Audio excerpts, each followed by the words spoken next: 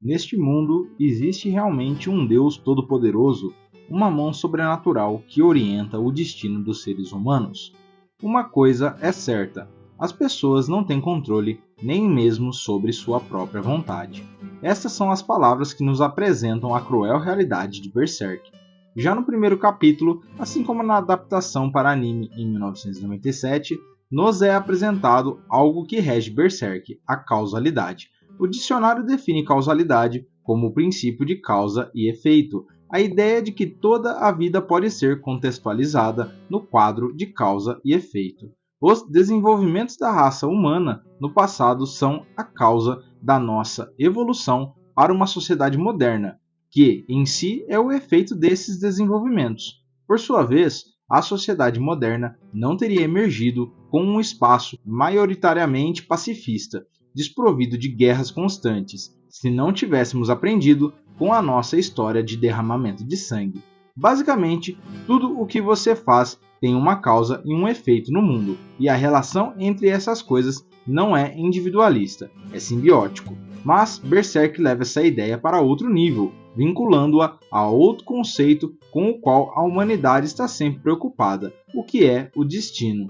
Qual é o nosso destino? Para onde estamos destinados a ir? O que estamos destinados a nos tornar? Essas são questões que muitas vezes passam pela nossa mente como indivíduo vivo e pensante. E Berserk usou essa verdade básica da vida para transformar a causalidade em uma noção aterrorizante e onipresente que inunda as páginas com medo, paranoia e muito derramamento de sangue. Essa é uma breve explicação da causalidade em Berserk, e se você quer se aprofundar mais, se liga no vídeo. Fala galera, Léo Bertolucci aqui com mais um vídeo para vocês, espero que vocês estejam muito bem, e hoje trago o vídeo de Berserk sobre a lei da causalidade. E se você, assim como eu, é fã de mangás e animes, já aplica o conceito da causalidade se inscrevendo, ativando as notificações e já deixando um like para que esse vídeo chegue para mais pessoas. Se você só assistiu o anime, talvez não entenda esse conceito, pois no arco do Espadachim Negro não é falado sobre isso, mas no mangá temos muito a discorrer do assunto desde o início do mangá, mas temos a definição de destino no anime que faz jus à causalidade. Mas a ideia por trás do conceito foi introduzida muito bem depois que Guts derrotou o Conde Lesma. Ele basicamente tortura o Conde e não percebe que suas ações podem levar as mesmas pessoas que ele está procurando, os God Hand. Guts, em seu discurso desequilibrado para o Conde Lesma sobre a tenacidade do espírito humano, teria sido bom se ele também não estivesse apunhalando rapidamente seu oponente enquanto a filha deste observava. O Espadachim Negro não deve ter percebido o sangue correndo para o Berrelite. Em um momento de desespero, o Conde começou a clamar desesperadamente pela vida, enquanto seu sangue penetrava naquela chave astral e invocava o portal para o Deus do Abismo. Os God Hand, em seu primeiro momento, zombam de Guts, chamam o Conde Lesma para realizar o seu desejo. Aquele que foi ordenado pelas leis da causalidade explica bastante ao Conde e a nós, o público, que o desejo desesperado de se agarrar à vida abriu o próprio espaço e convocou seus parentes das entranhas do mundo astral. Eles chegaram aqui para conceder-lhe seu desejo mais profundo, mas rapidamente ficou claro que todo esse negócio de fé vinha acompanhado de algumas regras e regulamentos bastante horríveis. Primeiro, você não poderia simplesmente sacrificar alguém, mesmo que estivesse literalmente fadado a fazer um sacrifício para transcender sua humanidade. É porque você estava tentando escapar disso e congelar seu coração nisso que o sacrifício precisa ser pessoal e vinculado à sua humanidade. O Conde Lesma percebe que isso significa que terá que desistir da filha se quiser viver, e isso o faz parar. Ele também não pode sacrificar Guts para salvar sua própria vida porque, simplificando, Guts já estava fadado a morrer como portador da marca do sacrifício. Essa é sua carne, sangue e alma que agora pertencem ao tipo demoníaco. O fato de que ele estar vivo e de pé era inconsequente porque seu destino já havia sido decidido e ele acabaria sendo uma oferta de sacrifício de qualquer maneira. Curiosamente, o impasse corajoso de Guts com Grift lhe rendeu admiradores como Slan e Ubik. A primeira afirma abertamente que quer que ele se torne um dos nossos, mas Conrad ressalta que Guts não foi ordenado pelas leis da causalidade. então ele não pode se juntar a eles. Até agora, a ideia de destino foi apresentada como uma espécie de acordo imutável. As coisas que não podem ser mudadas não serão mudadas, e as coisas que não podem ser evitadas não serão evitadas. Mas fica aberta essa ideia que Islã planta em nossas cabeças. Então, temos o Conde novamente em cena, sendo pressionado pela mão de Deus para que realize o segundo sacrifício, e para ajudar a tomar a decisão, é mostrado como que o Conde se tornou um apóstolo. Isso seria o ponto para o Conde sacrificar sua filha.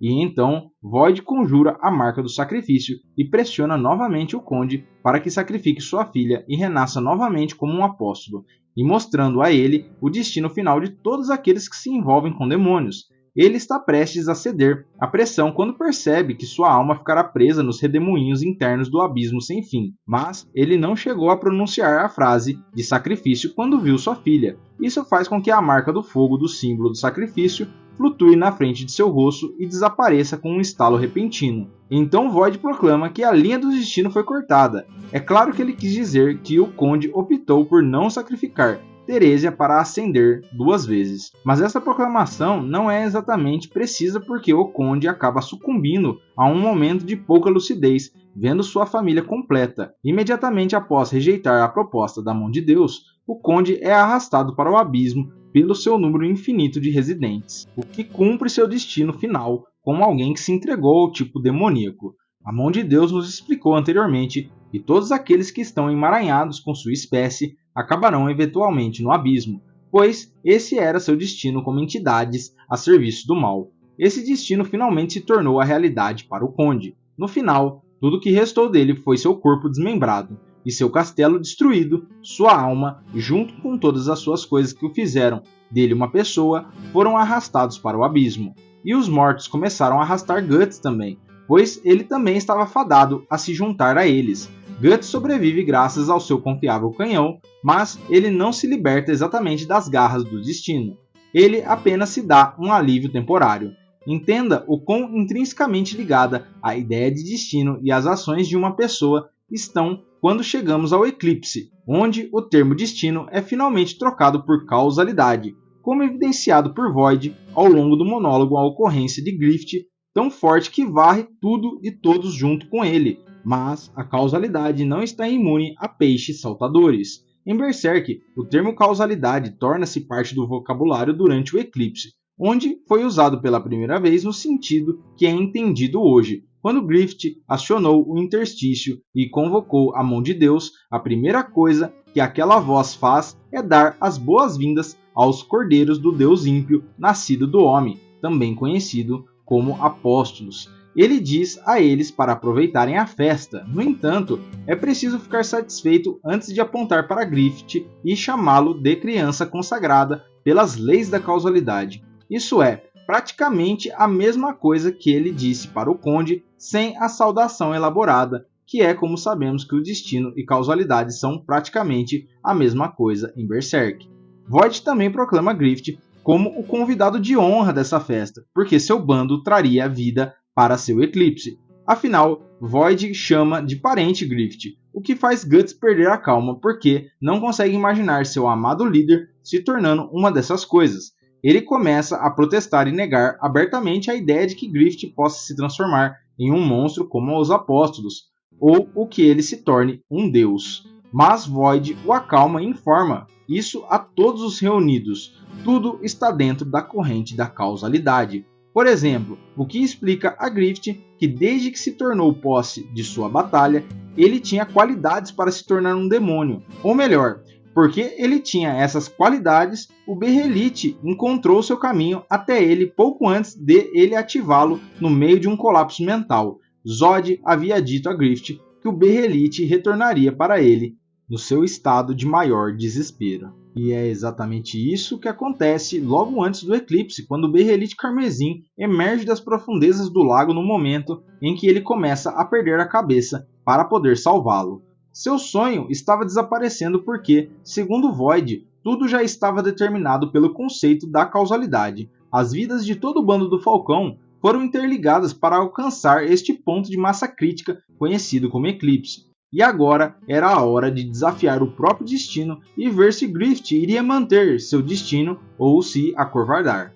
Assim como o Conde Lesma, Void pede a invocação de sacrifício e separa Griffith de seu bando, incluindo Guts, que o estava segurando. Então, Ubik dá a Griffith um passeio pela sua consciência e o pressiona a aceitar o fato de que ele sempre soube que seu caminho para seu sonho seria construído por milhares de cadáveres. A mão de Deus então simpatiza com a ambição de Griffith e diz a ele que, se ele quiser, ele poderia enterrar tudo nas ruínas de seus sonhos, incluindo ele mesmo, simplesmente desistindo e aceitando a morte. Mas, se ele ainda visse o castelo dos seus sonhos deslumbrante em sua mente, então Void o encorajaria a empilhar os cadáveres para que ele recebesse asas negras sobre as quais ele poderia então voar até o cume mais alto. Ele diz que, se é a razão que faz com que o destino transcenda o intelecto humano e possa desempenhar as funções dele, então é a causa e efeito que uma pessoa suporta e confronta o mal dentro de seus corações.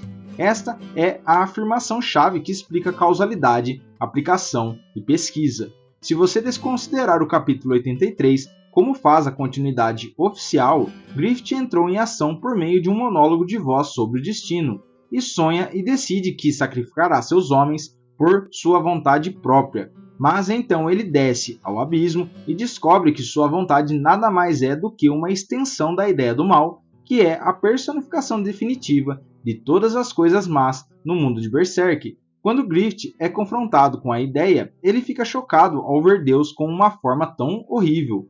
A ideia nada mais é que um enorme coração humano coberto de olhos e uma dupla hélice que se estende desde a sua base até o aparente nada. No entanto, esta ideia não foi criada por alguma entidade suprema, mas pelos próprios humanos. Void chama a ideia de Deus ímpio nascido do homem porque sua existência deriva da humanidade. A ideia do mal explica que ele nasceu porque o ser humano desejava razões para explicar seus sofrimentos, e que a entidade que lhes dá essas razões, entrelaçando as ameaças do destino e produzindo a causalidade. Por exemplo, Griffith sempre pensou que era diferente dos outros porque sempre teve um efeito marcante em qualquer pessoa que conhecesse e suas ambições eram maiores do que as de qualquer outra pessoa. Ele se considerava parte da elite dourada deste mundo, como uma chave que o fez progredir, apesar de não ter o escaneamento social. Para isso, agora ele descobre que toda sua vida foi manipulada, até então por um coração gigante flutuante. E com esse conhecimento, o autoconceito desmorona e a ideia do mal se explica. A ascensão de Griffith foi um acontecimento decidido há séculos, porque foi a ideia que facilitou seu nascimento, sangue com sangue, para formar a linhagem que levaria ao nascimento de Griffith e criou o contexto que foi sua vida para que ele eventualmente aceitasse seu destino como mão divina. Griffith então faz algo que nunca fez antes e pergunta a Deus o que quer dele, entregando claramente as rédeas de seu destino a esta entidade. Mas então a ideia pede que ele faça o que ele quiser, reafirmando as convicções de Griffith em suas próprias ações e favorecendo seu lado egoísta. A ideia afirma que faz parte de Griffith e que Griffith faz parte dele.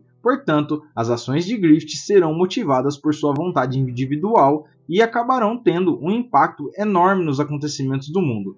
E o fazem porque o nascimento de Fento marca o advento do profetizado. A Era das Trevas, desde que Griffith se tornou o quinto rei demônio, a mão de Deus, ou melhor, a ideia do grande plano do mal, tem sido aparentemente imparável. A cerimônia de encarnação ocorreu sem problemas, se você ignorar a criança demônio.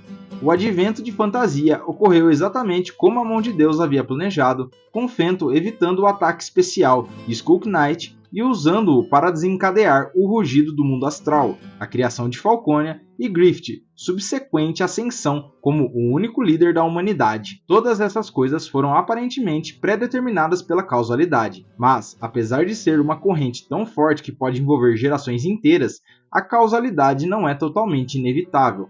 A prova é o fato que Guts e Casca sobreviveram e conseguiram sair do eclipse, além que, entre as mãos do apóstolo Zod, a única pessoa que vimos capaz de deduzir o fluxo da causalidade até certo momento é o Cavaleiro Caveira. O Cavaleiro Caveira pensa em causalidade e em termos bastante definidos, já que sua primeira aparição no mangá o mostra alertando Guts sobre a destruição iminente do eclipse. Zod disse a mesma coisa para Guts durante seu primeiro encontro antes de ir embora, então, naturalmente, o matador de 100 homens ficou apreensivo com sua própria morte. Mas então Skunk Knight conseguiu salvar Guts e Casca de serem devorados pelos apóstolos, e ele até afirmou que não era a hora deles morrerem, sugerindo que a dupla marcada fazia parte do plano da causalidade.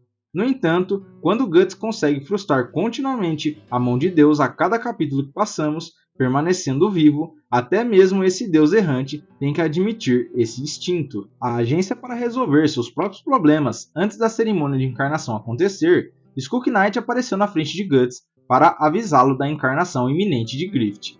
Ele começou a falar sobre a inevitabilidade da cerimônia em si e como ela era semelhante ao reflexo do luar na superfície de um riacho. A cerimônia da encarnação traçou um fenômeno que ocorreu dentro do domínio divino, também conhecido como mundo astral, e, portanto, não havia como a humanidade mudar seu curso. Mas então os Cortes lembraram Skunk Knight que ele mesmo havia profetizado cortes em sua morte e ainda estava esfaqueando seus próprios pés.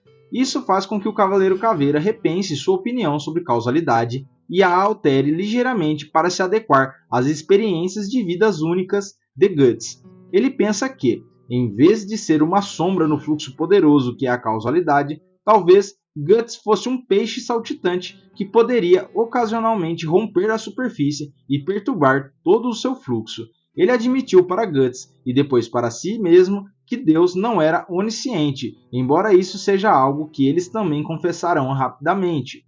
Mas ele também diz que é possível que ocorram junções temporais críticas. As ações de um único indivíduo podem acabar mudando o fluxo desse fluxo de causalidade, porque é exatamente o que parece acontecer sempre que Guts aparece em uma cerimônia demoníaca. Ele deveria morrer, mas sobreviveu. Na cerimônia de encarnação, Casca deveria morrer, mas ela é salva por seu grupo e então seu filho demônio se funde à encarnação de Fento. Griffith percebe sua desvantagem de se transformar no menino do luar toda a noite de lua cheia. Isso seria um ponto fora da causalidade. O efeito sobre a corrente da causalidade também não passa despercebido por seus maiores proponentes, pois toda vez que Void vê Guts desafiar seu destino, ele fica em silêncio mortal. Flora uma vez disse a Skunk Knight que a causalidade não é um círculo, já que muitas pessoas acreditam em sua interpretação do conceito de causalidade. É mais como uma espiral que refletia eventos do passado na linha do tempo atual, mas cujos resultados seriam, em última análise, totalmente diferentes. Guts não é quem o Cavaleiro Caveira era, e Flora ressalta que eles não devem trilhar o mesmo caminho que ela e Skunk Knight. O destino pode ser radicalmente diferente, pois acredita que, embora a causalidade tenha um grande plano para as pessoas, é, em última análise, um plano condicional, porque nunca entrará em vigor se a própria pessoa não aceitar. Ela diz que é o próprio homem quem escolheu seu destino, e esta é talvez a coisa mais importante a se ter em mente com a ideia de causalidade em Berserk. Griffith se tornou um membro da mão de Deus por vontade própria, claro, mas ele foi manipulado para escolher esse destino apenas sendo lembrado de seus desejos mais profundos e bloqueando quaisquer conexões humanas que ele formou ao longo do caminho. Ele já estava à beira de um total colapso mental como está. Então, não podemos nem dizer que ele tomou uma decisão de sacrificar inteiramente o bando do Falcão. Volição, manipulação e causalidade estavam definitivamente envolvidas em sua ascensão, e Griffith optou por ceder ao seu destino decidido para ele, em vez de escolher continuar vivendo o que considerava uma existência sem valor. A causalidade pode ser algo imutável, porém, Miura nos deu dicas suficientes de que não era tão infalível quanto as pessoas pensavam que era antes. Com a sua morte, ficamos apreensivos, e só nos resta ver como Kojimori irá tratar o tema filosófico central da preservação a uma conclusão satisfatória, porque a partir desse momento tudo está fluindo, lembrando que em vida ainda, Miura deixou claro por Skunk Knight que a causalidade ainda não tinha convergido. De acordo com o grande plano da causalidade, Griffith sequestrou Casca, destruiu Elfheim, deixou Guts em um barco afundando e agora está se preparando para seguir para o leste para terminar seu plano. Porém, novos tripulantes apontaram ao leste e então a causalidade irá convergir, como Skunk Knight já previu. Espero que vocês tenham gostado desse vídeo. Se você gostou, se inscreve no canal, ativa as notificações, deixa um comentário e um like. Até a próxima, obrigado por assistir e fui!